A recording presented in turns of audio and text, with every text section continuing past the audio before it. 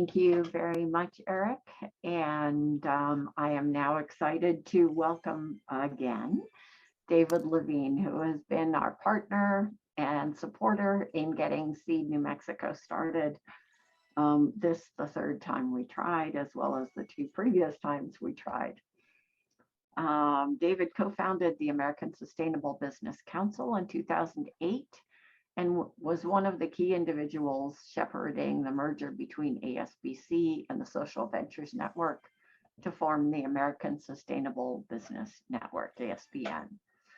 David is an entrepreneur and a movement builder who believes deeply in the power of business to create a more sustainable and equitable world together. So welcome again, David, and thank you.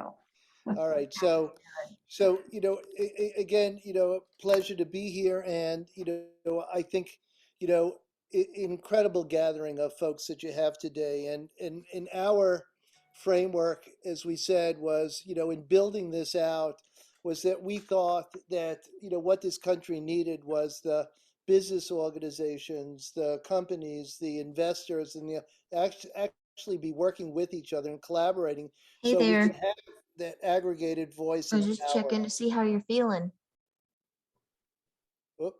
And so as we were developing this out, we began by becoming an organization of organizations, and through that model, was able to get us, in addition to the individual companies like the Patagonia's, Amalgamated Banks, Ben and Jerry's, Seven Generations, King Arthur Flour, energy company, across all sectors, we said, across all sizes, and particularly to ensure that the micro enterprises, small and medium enterprises, had a voice. The theory of change is that if we got together, that we could make an impact that obviously is greater than the sum of the parts, but also that our economic theory, was one that would, yes, lead us to representing over 250,000 companies across the country of this great diversity, from the credit unions to worker-owned co-ops, over to BIPOC-owned businesses, women-owned businesses, social enterprises, et cetera, green, sustainable, across the board. All those who believed that, their businesses could make a difference in their lives, in their communities, in the world, and the like. And, really believing, is what we said, that we could create, a shift. And that, as we said earlier in the day, that business has been a big part of the problem.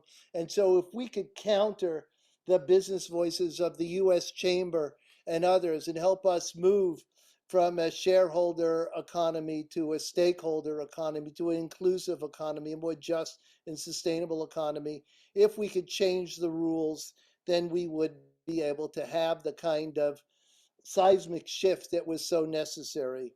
And so as we're building this out, we recognize that you needed to have power, at the local level and the like.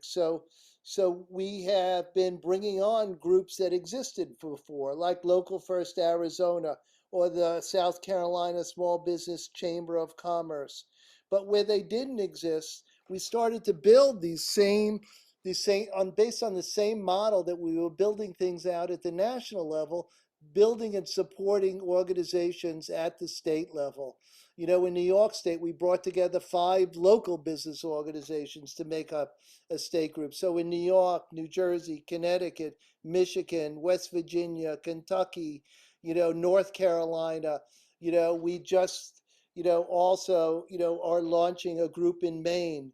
So in about 30 states, whether they came on board or we helped to support the local leadership in really getting off the ground to have this voice, so that then that impact can not only be felt at the state capitals and the like, but could be in partnership in the regions, because we know a bunch of the issues, whether it's water issues, or larger issues like climate, transcend political boundaries and the like.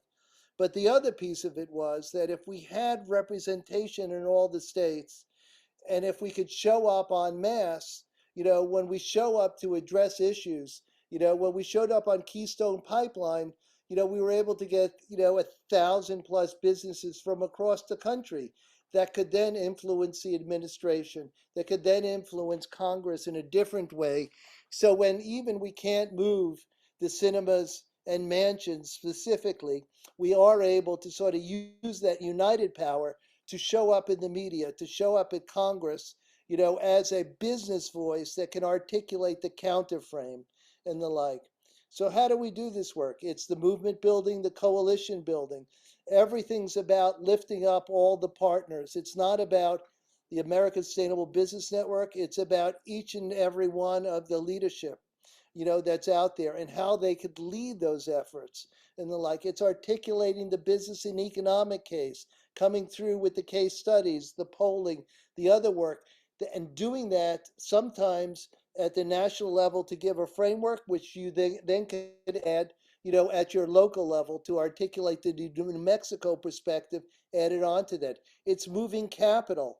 We were just on the phone today with the Bureau of Indian Affairs about how we could have public-private partnership to get large sums of money into indigenous communities for their indigenous community economic development and the like. And then it's changing the rules, as we've been saying. If we don't show up for the policy change, then we're not going to get to the just, sustainable, and regenerative economy that we're talking about. And then the other piece of the work is, even though we've been a relatively small organization punching well above our weight, it's because we have this distributed model, this collaborative model and the like, that we're able to then bring leadership and issue experts and leadership that could help to move these different issues, with us, so it's not like we're sitting to try and bring on more policy experts just in a national level, but from the ground up. From what are your perspectives on how we should move forward on, on addressing climate change, on regenerative agriculture, and that informs the greater good. So in the beginning of COVID, we brought together leaders from across the country to articulate policy recommendations for states and localities to actually shift the economy to address COVID, but to address a shift so when we come out the other side of COVID, we've built a part of the new economy that we need to have.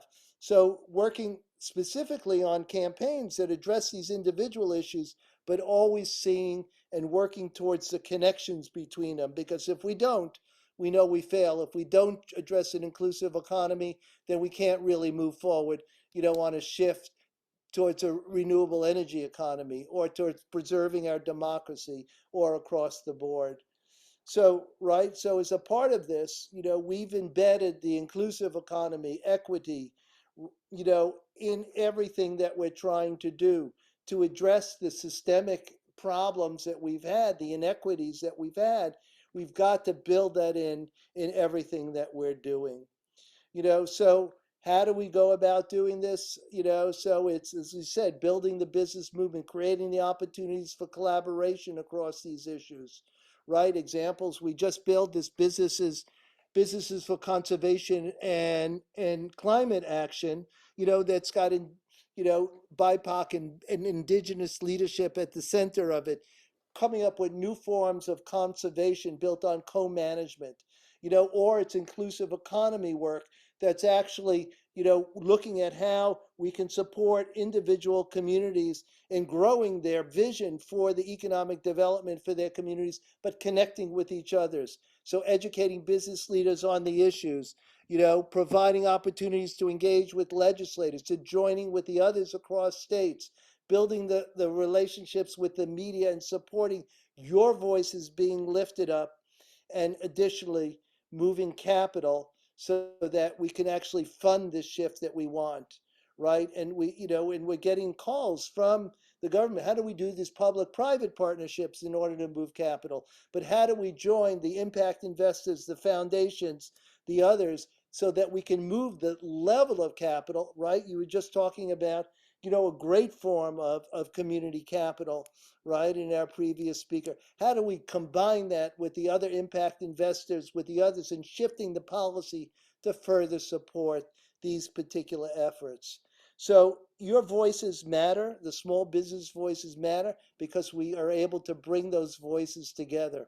And what we want to do is everything we can to really support, the emergence and the growth of Seed New Mexico and the like. So there it is, 30 seconds to spare as promised. Wow. Something tells me, David, thank you so much. Something tells me you've done that in various lengths before. Um, uh, thank you so much. It's inspiring. I hope that most of us are not just inspired, but aligned with what David just talked about.